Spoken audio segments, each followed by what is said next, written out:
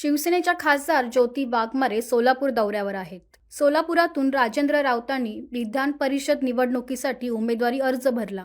यावेळी ज्योती वाघमारेही उपस्थित होत्या. गेल्या काही महिन्यांपासून अनेक लाडक्या बहिणींना पैसे आले नसल्यानं विरोधकांनी टीकेला सुरुवात केली. वाघमारेंनी पलटवार करत विरोधकांचे सर्व आरोप फेटाळलेत. पाहूया ज्योती वाघमारे नेमकं काय म्हणाल्यात.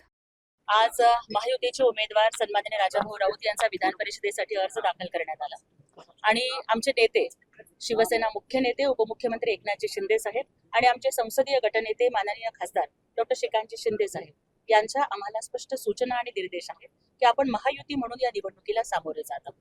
आणि महायुती म्हणून आज मी या उमेदवारांचा फॉर्म भरत असताना आमच्या सहकारी पक्षाकडून आम्हाला अत्यंत सन्मानानं आमंत्रण आलं आणि त्याच्यामुळेच आमच्या पक्षनेत्यांच्या आदेशानुसार आज मी या ठिकाणी फॉर्म भरायला उपस्थित राहिलेले.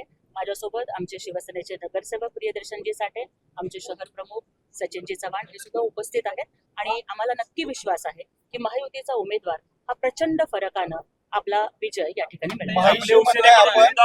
आपले पदाधिकारी रमेश पारस्कर यांनी देखील अर्ज दाखल केलेला आहे. ते अर्ज माघार घेणार आहेत का? तो काय परत बघा, लोकशाहीमध्ये फॉर्म घेण्याचा, इच्छा व्यक्त करण्याचा, फॉर्म भरण्याचा अधिकार हा प्रत्येकाला असतो.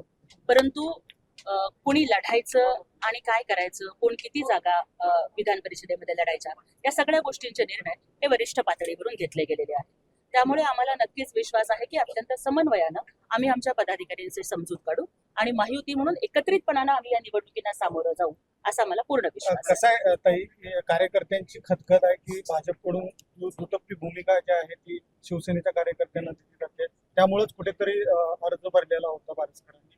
त्यांची मनधरणी कशा प्रकारे केली जाणार आहे आणि भाजप आणि शिवसेनेमध्ये जे उद्योगच चालू आहे कशा प्रकारे? परवाच आमचे सन्माननीय उद्योग मंत्री उदयजी सामंत साहेब जेव्हा या सोलापूरच्या दौऱ्यावरती आले होते तेव्हा शिवसेनेच्या सर्व प्रमुख पदाधिकाऱ्यांची अत्यंत मॅरेथॉन अशी बैठक त्यांनी तिथे घेतली.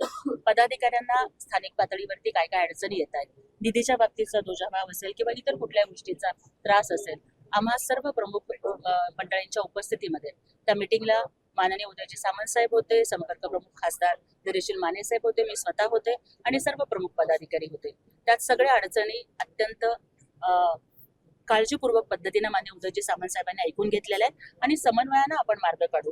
आणि स्वतः उदय सामंत साहेबांनी आम्हाला शब्द दिलाय की आपण सगळे मिळून माननीय मुख्यमंत्र्यांना भेटू, माननीय पालकमंत्र्यांना भेटू आणि चर्चा करून या गोष्टींवरती मार्ग काढण्यात येईल. अशा पद्धतीनं आम्ही त्या दिवशी मिटिंगमध्ये चर्चा करू. पालकमंत्र्यांनी ही निवडणूक बिनविरोध करावी असं आवाहन केलेलं आहे.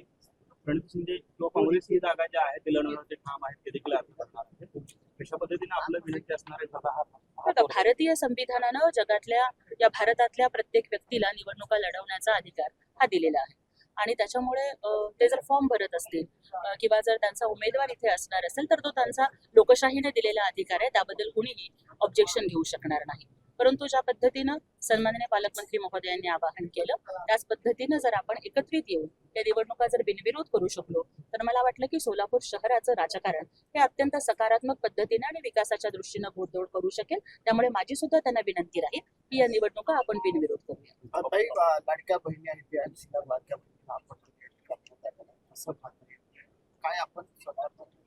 मुख्यमंत्री माझी लाडकी बहीण योजना ही माननीय एकनाथजी शिंदे साहेब हे जेव्हा मुख्यमंत्री होते तेव्हा हा त्यांचा ड्रीम प्रोजेक्ट होता. लाडकी बहीण योजना ही केवळ बहिणींना अनुदान देण्याची योजना नव्हती तर ती एक महिला सक्षमीकरणाची चळवळ होती. 2,47,00,000 लाडक्या बहिणींना दर महिन्याला 1,500 रुपयाची ओवाळणी देणं, सन्मान देणं हे एकनाथजी शिंदे साहेबांनी मुख्यमंत्री असताना केलेलं ऐतिहासिक असं काम आहे. परंतु आता जर काही चाळणी लागलेली असेल, काही लाडक्या बहिणी अपात्र ठरलेल्या असतील तर मी सुद्धा एक सर्वसामान्य परिस्थितीतून आलेली लाडकी बहीण आहे. आमचे कर्तव्य आहे की कुठल्याही लाडक्या बहिणीवर अन्याय होणार नाही. जर कुठल्या त्रुटीमुळे त्या अपात्र ठरलेल्या असतील तर नक्कीच आम्ही माननीय उपमुख्यमंत्री आमचे नेते एकनाथजी शिंदे साहेबांना विनंती करू की आपण अत्यंत काळजीपूर्वक पद्धतीने लक्ष घालावं. आम्ही देवेंद्रजी फडणवीस साहेबांनाही भेटून विनंती करू आणि चुकीच्या पद्धतीनं कुठल्या लाडक्या बहिणी अपात्र होणार नाही याचा अत्यंत सहानुभूतीने त्यांनी विचार करावा हे माझं निवेदन. निवडणुकीपुरता असा विरोधकांनी टीका विरोधकांना टीका करण्याशिवाय दुसरे काय होतं? तुम्ही विचार करा की विरोधक तर तेव्हा म्हणत होते की ही फक्त घोषणा आहे, पैसे जमा करणार नाही. ज्या वेळेला पहिला हप्ता जमा झाला त्यावेळेला विरोधक म्हणाले की अरे काढून घ्या, हे परत घेतील. परंतु आज आपण बघताय की निवडणुका होऊन सुद्धा जवळपास 1.5 वर्ष झाली, पण तरी सुद्धा अत्यंत सन्मानानं हा लाडक्या बहिणींचा हप्ता जमा होतो. आणि जे विरोधक टीका करतायत ना, त्यांनी कधी 1.5 रुपये तरी दिलेत का लाडक्या बहिणींना? हे पहिल्यांदा त्यांनी बघावं. 1.5 कोटीच्या गाडीत फिरणारे आणि 150 कोटीच्या बंगल्यात राहणारे 1,500 रुपयाला अशीच टीका करणार. त्यांच्या बोलण्याकडे जनता लक्ष देणार नाही. जागा त्यांना विधानसभेच्या निवडणुकीत दाखवून दिलेली.